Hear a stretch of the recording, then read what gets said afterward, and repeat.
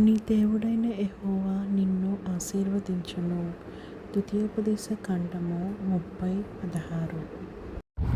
పరలోకమందున్న మా తండ్రి, నీ నామము పరిశుద్ధపరచబడును గాక. నీ రాజ్యము వచ్చును గాక. నీ చిత్తం పరలోకమందు నెరవేర్చున్నట్లు భూమి యందు నెరవేరును గాక. మా అనుదిన ఆహారం నేడు మాకు దయచేయము. ఇతరులు మా ఎడల చేసిన అపరాధములను మేము క్షమించిన ప్రకారము మా అపరాధములను క్షమించుము. మమ్మల్ని శోధనలోకి తేక కీడు నుంచి తప్పించుము. ఎందుకనగా రాజ్యము, శక్తియు, మహిమ నిరంతరం నీవై ఉన్నాయి తండ్రి. ఆమేన్. యెహోవా నిన్ను ఆశీర్వదించి నిన్ను కాపాడును గాక. యెహోవా నీకు తన సన్నిధిని ప్రకాశింపచేసి నిన్ను కరుణించును గాక.